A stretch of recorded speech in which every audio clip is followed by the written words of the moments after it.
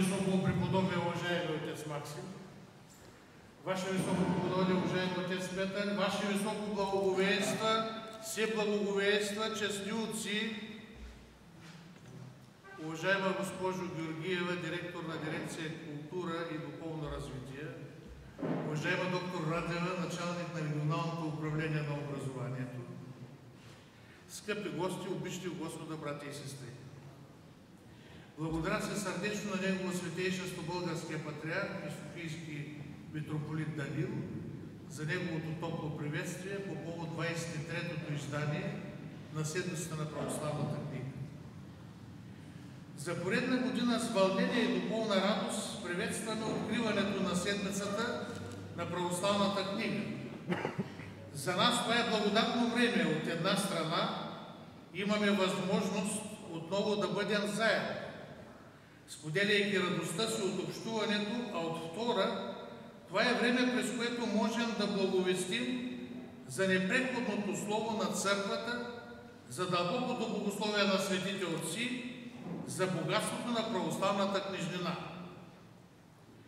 Да се напомня за значението на православната книжнина е особено навременно днес, когато социалните мрежи и телефона все повече заместват, а понякога и изместват книгата и белия лист. Сигурно някой би попитал, защо е толкова ценна православната книга.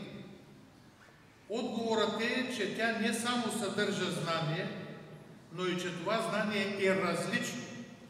То разкрива на читателя кой е истината и още какъв е пътят към вечния живот.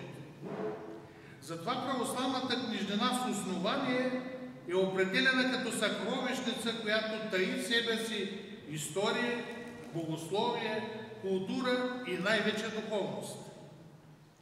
Знаем, че православната книжнина започва с преводите на свещеното писание и богослужебните книги от светите братя Кирил и Методий, превръщайки се още в 9 век в главен инструмент за формиране на националното самосъзнание и духовното възпитание на народа. През вековете видни книжовници, свети Климент Охридски, свети Ном Охридски, свети Йоан Екзар, епископ Константин Преславски, преподобни Паисий Хилендарски със своята славянобългарска история и други дейци на духа, пишат творби, които запазват историческата памет и утвърждават православната ни вяра. Техните произведения, четени, препрочитани, преписване, разпространяване и изучаване са част от православната книжнина, която с времето постепенно и отчетливо е обрисувала духовния лик на българина. Каква е картината днес, в 21 век? Православната книжнина продължава да се развива и разгръща. Всяка година тук, на този утвърден, бихме казали, всеправославен форум, се представят новите издания, преводи и академични изследвания, чрез които богатството на православната мисъл става достъпно за всеки, който се интересува. Това е радостно и мотивиращо, но е свързано и с отговорността да продължаваме да работим в такава посока.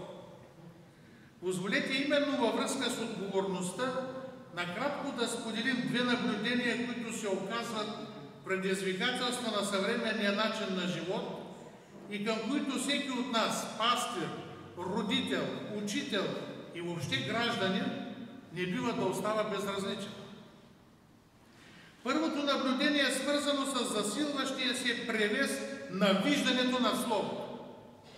А второто с въпроса има ли връзка между обезценяването на Словото днес и отношението на младите хора към Бога, към ближните и към самите тях. Тук имаме предвид нарастващото отчуждение сред младежите, както и проявите на жестокост и агресия в тяхното общуване.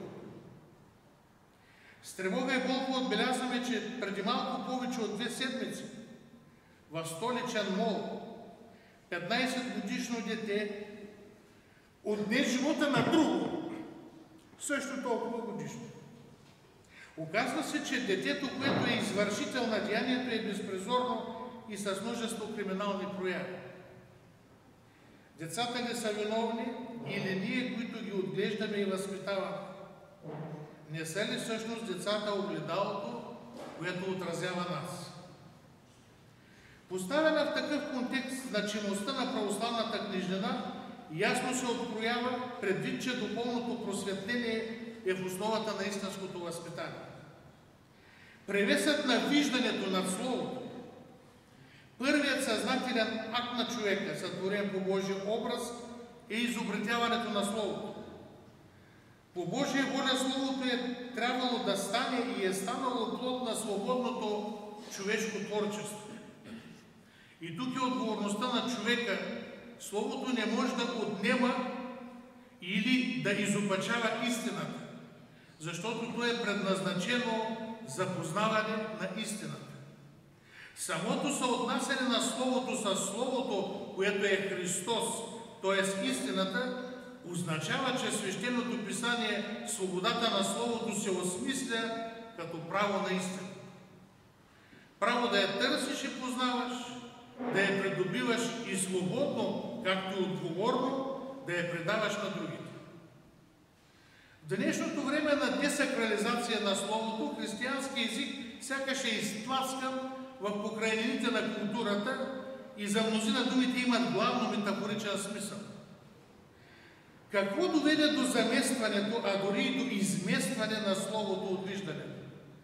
Дали това е последица от технологичния напредък, предвид, че свикнахме с многото образи и сме подвластни на изобилието, което технологиите предлагат? Проблемът е в това, че се отхвърля езиковата съдържателност, а от тук и познанието, които е трудно да бъдат визуализирани. Когато визуалното затулва светлината на Словото, тогава човекът е въвеждан в нов религиозен свят, в така наречената привидна култура.